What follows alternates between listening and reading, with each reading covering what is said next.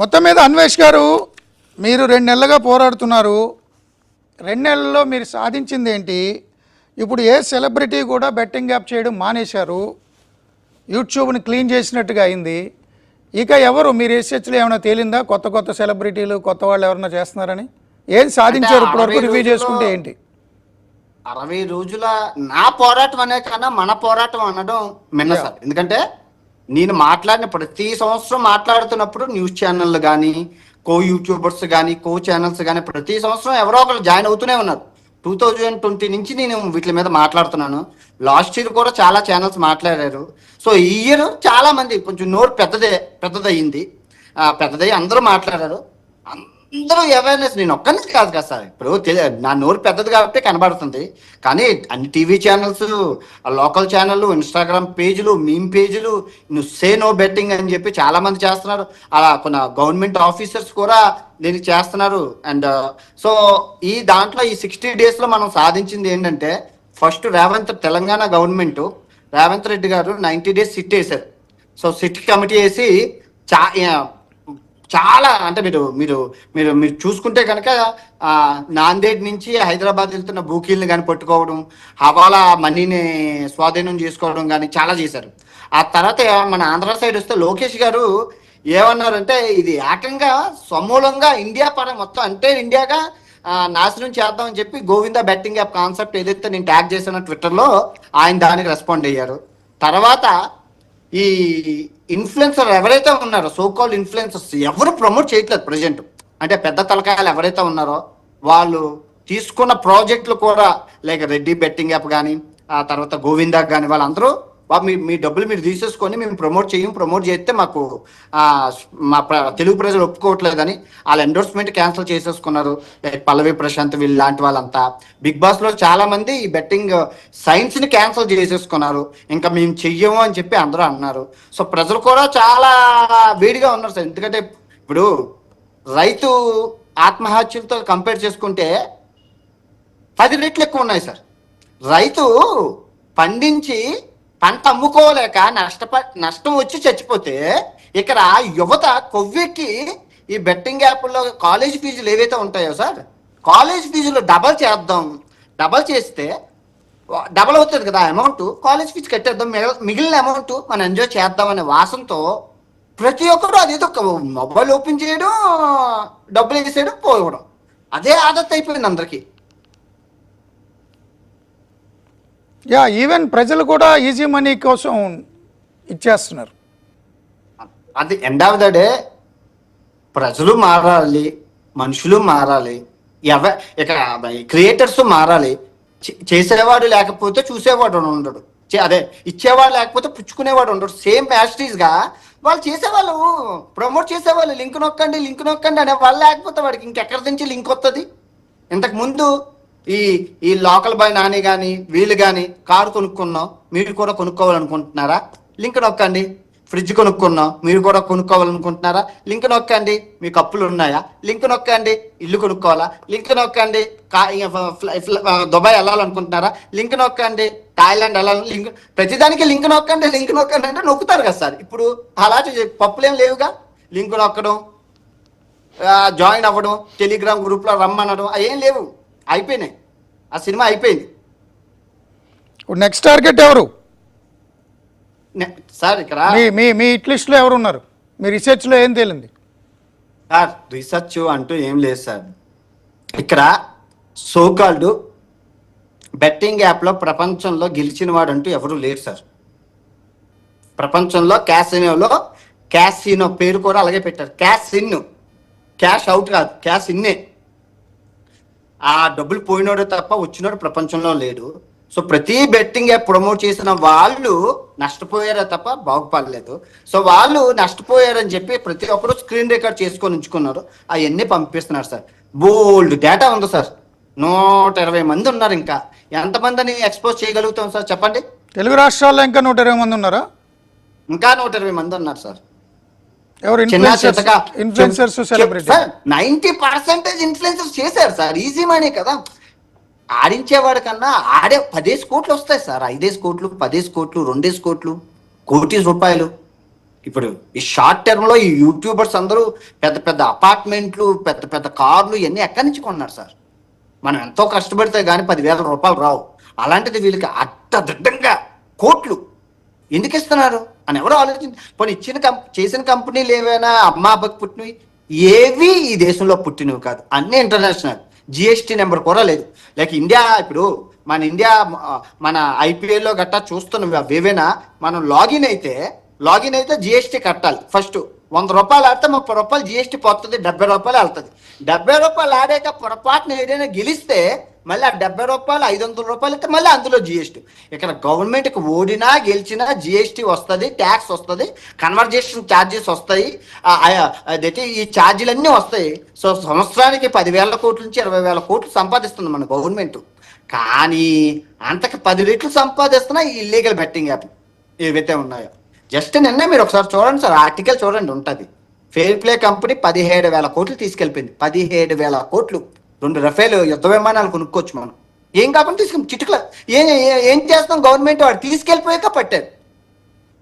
Mahadev betting app 10,000 కోట్లు తీసుకెళ్ళాక పట్టుకున్నారు ఇది. ఇప్పుడు ఈ ఫెయిర్ ప్లే కంపెనీ 17,000 కోట్లు తీసుకెళ్ళాక పట్టుకున్నారు.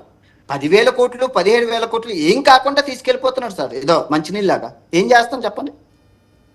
ఇంకా ఇప్పుడు మనం మాట్లాడింది 2 బెట్టింగ్ యాప్లే, అలాంటివి 100 ఉన్నాయి. వాళ్ళంత దగ్గర ఎంత డబ్బు ఉందో ఎవరికి తెలుసు? వాళ్ళు ఎప్పుడు తీసుకెళ్తారో ఎవరికి తెలుసు? అంటే మీరు ఆ 120 పేర్లు బయట పెడతారా ఈ ఫైనల్స్ జరిగేలాగా, ఐపీఎల్ ఫైనల్స్ జరిగేలాగా? ఇక్కడ ఓపిక లేదు సార్, చేయలేకపోతున్నాం సార్. అందరినీ దిష్టి ఎక్కువైపోయింది సార్. లిస్టులు పట్టించుకోరుగా మీరు? పట్టించుకోకూడదు కదా, మనం ఏదనుకుంటే అది చేయాలి. దిష్టి కాదు సార్, దిష్టి. అదే గిష్టి లాంటి సెంటిమెంట్లను పట్టించుకోకూడదు అంటున్నా. చేద్దాం అనుకుంటే చేసేయాలి పూర్తిగా. Sir end of the day 100 మందితో పోరాడడానికి నేను భూమికి 3 అడుగులు 4 అడుగులు ఉంటాను సార్. నేను ఏమైనా పెద్ద పవర్ఫుల్ మనిషిని కూడా కాను కదా, నాకు నొప్పులు ఉంటాయి కదా, అజీర్తి అవిని. కానీ తప్పదు, బట్ ఒప్పుకున్న పెళ్లికి వాయించక తప్పదు. చేయాలనుకున్నాం, చేసి తీరాలి అంతే. Just go with flow. బెదిరింపులు ఏమైనా వచ్చినాయా మీకు? ఆ బెదిరింపులు ఎప్పుడు వస్తూనే ఉంటాయి సార్. తాటాకి చెప్పులకు భయపడేది లేదు. ఇదిగో పూలు అంటే అదిగో మేక, లేపేస్తాం. వచ్చేసి లేపేసి అడ్రస్ ఇచ్చాను కదా, వచ్చి లేపే, ఏముంది? పోయేటప్పుడు ప్రపంచం అంతా తిరిగేసాను, తినాల్సినవన్నీ తినేసాను, చూడాల్సినవన్నీ చూసేసాను, నాకేం కోరికలు లేవు, వచ్చి లేపేసి వెళ్ళిపో. సింపుల్. 5 ఏళ్ళు అయిందా ఇండియాను వదిలిపెట్టి? అవును సార్, 5 years అయింది ఆల్మోస్ట్. ఇంకెన్ని ఏళ్ళకి వస్తారు మళ్ళీ?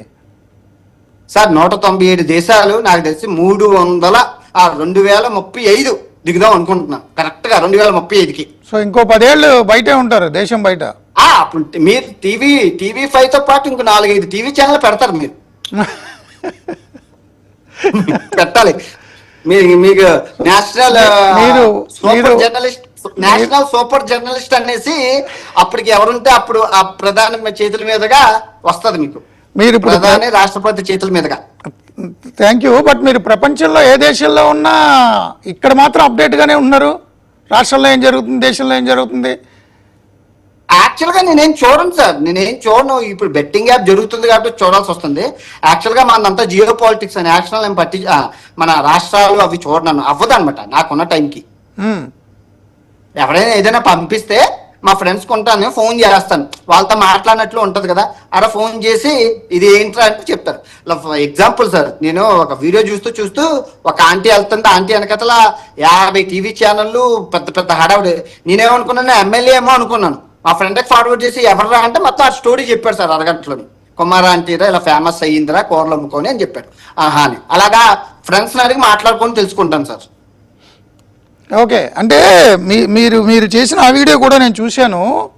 భారతదేశం ఎందుకు ఇలా ఉందంటే ఇంటర్నెట్ ఫ్రీగా వచ్చేసిన తర్వాత సమాజం మొత్తం నెట్లో కూర్చున్నారు, ప్రొడక్టివ్ వర్క్ చేయట్లేదు, కూరలు అమ్ముకునే కుమారి ఆంటీ, పోసులు అమ్ముకునే మోనాలిసా ఇలా చెప్పారు మీరు. వీళ్ళంతా పాపులర్ అయిపోయిన వీడియో నేను చూసా. ఎగ్జాక్ట్గా 100% సార్. మనం కమెంట్లు చేయడానికి, లైక్లు చేయడానికి ఈ ఒక్క ఫోన్ ఇసురు పారేసి కష్టపడి పని చేసుకుని మన ఇల్లు, మన వాకిలి, మన అమ్మ, మన నాన్న, మన కుటుంబం, ఆ తర్వాత దేశం, అనుకొని ముందుకెళ్తే బాగుంటుంది. అదే కాకుండా ఫోనుల్లో 24 గంటలు సమయాన్ని వృధా చేసేసి మెయిన్ యువత సార్, మెయిన్ టీనేజర్స్ 24 గంటలు ఇన్స్టాగ్రామ్లోనే, 24 గంటలు ఇన్స్టాగ్రామ్లోనే లైక్ కమెంట్, ఇది అదే పెద్ద జీవితం. అందుకు దానితో బెట్టింగ్ యాప్ ఎవడిస్తారా, గివేవే ఫ్రీగా ఎవరిస్తారా, free iPhone, free mobile, free ఏది ఫ్రీగా ఇస్తారా, ఫ్రీగా ఏది ఇస్తారా అక్కడికి వెళ్తాం. ఫస్ట్ లైక్లు కమెంట్లు చేయమంటారు, చేసేస్తారు అంతే. ఆ టీనేజర్ దగ్గర ఒక ఫోన్ ఉంటది, ఆ ఫోన్ తోనే అన్ని వచ్చారు. మొత్తం వారికి డబ్బులు, కార్లు, ఇల్లులు, వాకిళ్ళు అన్ని ఆ ఫోన్ తోనే వచ్చారు. నేను ప్రతి ఆదివారం టీనేజర్స్ తో మాట్లాడుతున్నాను సార్. వాళ్ళు ఏమంటున్నారంటే, ఇప్పుడు మాకు 10,000 కావాలి, ఎవరిస్తారు? మా అమ్మ ఇవ్వదు, మా నాన్న ఇవ్వదు, మాకున్న ఏకైక ఆప్షన్ బెట్టింగ్ యాప్స్ అంటున్నారు సార్.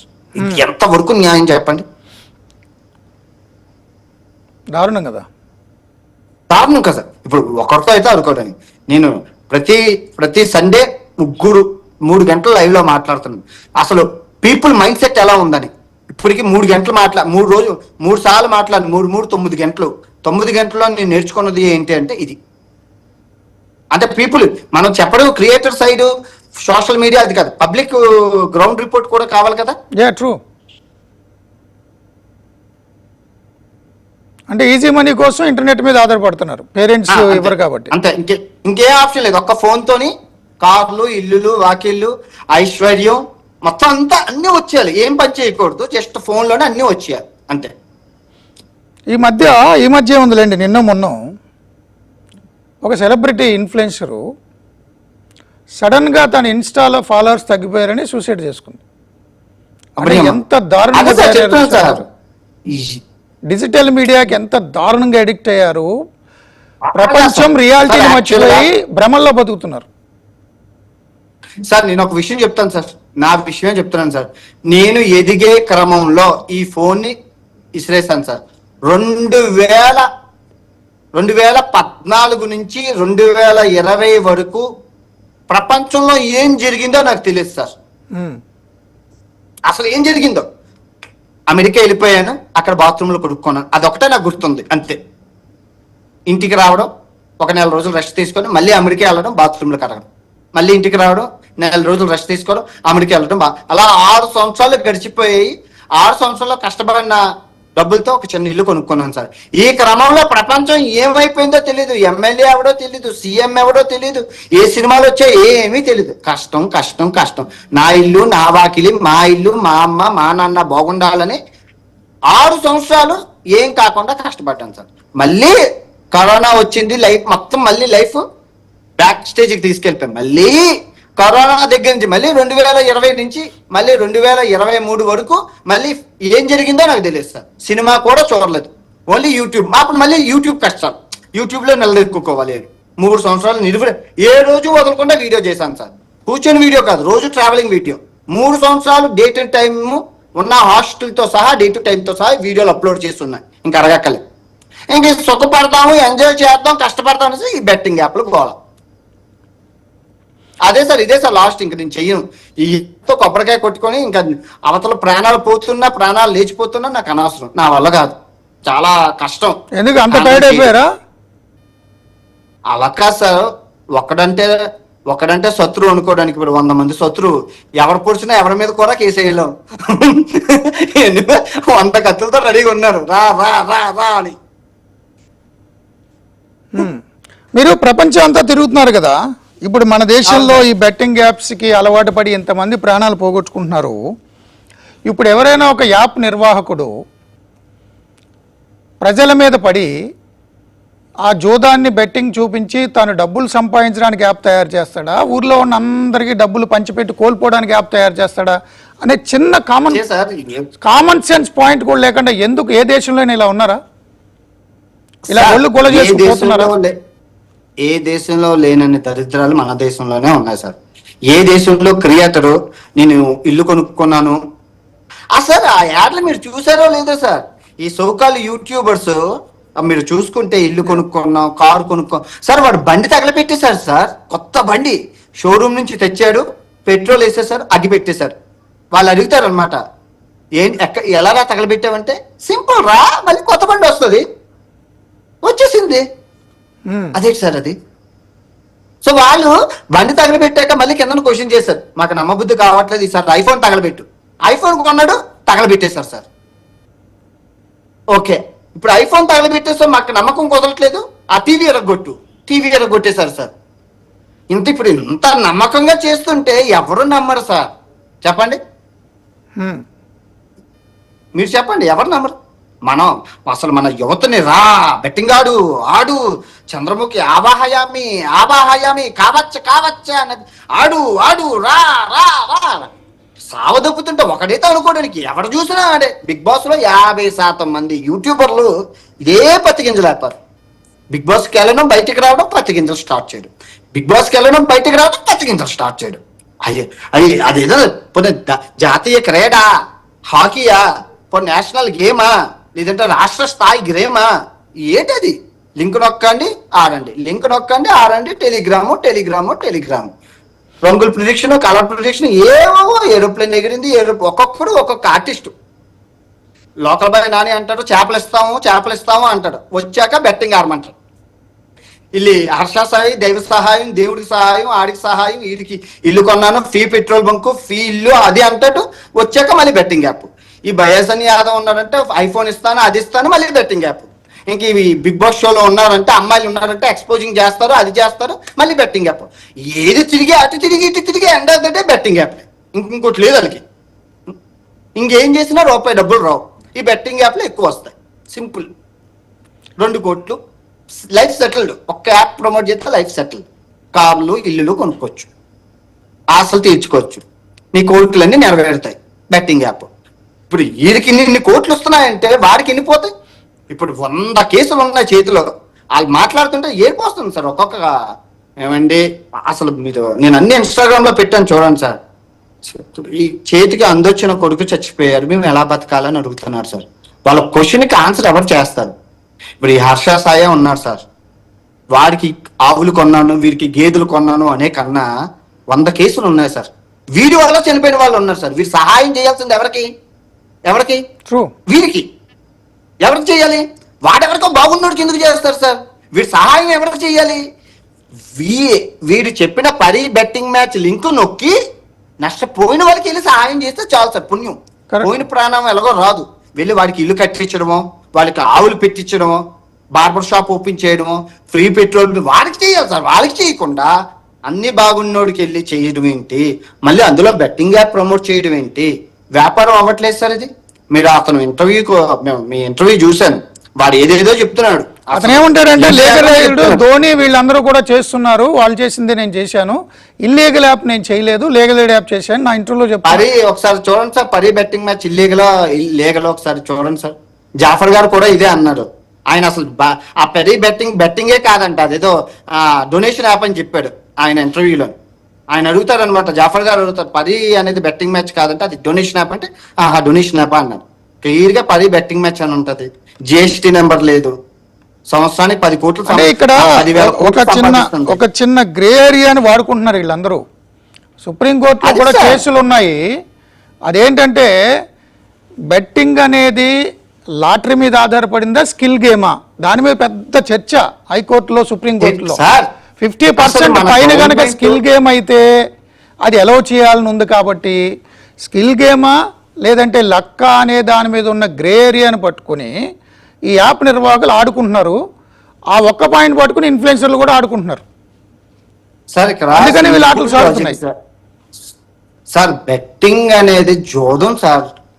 బెట్టింగ్ అనేది ఎందుకు అందులో అసలు అది నో డౌట్ సార్, ప్రాణాలు పోతాయి సార్ అందులో. మళ్ళీ లాటరీ వేరు సార్, లాటరీ వేరు, ఇది బెట్టింగ్. అరే ఇప్పుడు నువ్వు లింక్ నొక్కుతున్నావు, వాడు ఇచ్చిన లింక్ నొక్కుతున్నావు, ఒక్కసారైనా చెక్ చేసావా? అకౌంట్ నెంబర్ కూడా లేదే వాళ్ళకి. 500 10,000 కొడితే వాడు అకౌంట్ అమ్మేస్తారు సార్. గూగుల్ వి అదేంటి SBIవి, యాక్సిస్ బ్యాంక్ వి గట్ట 15,000 అమ్ముతారు సార్. అవన్నీ డమ్మీ అకౌంట్లు కొనుక్కొని వాటితో నిర్వహిస్తారు సార్. అసలు ఓనర్ ఎవరో చూడండి, ఎక్కడ పుట్టాడు, ఏ కంపెనీయో, జిఎస్టీ నెంబరు ఏం తెలియదు సార్. ఎలా ప్రమోట్ చేస్తారు సార్ చెప్పండి? కొన్ని వీళ్ళకి ఇచ్చిన డబ్బులు కూడా లిక్విడ్ క్యాష్ లో ఎంత అమౌంట్ ఇస్తారో, హవాలాలో ఎంత ఇస్తారు, ఎంతవరకు న్యాయం చెప్పండి?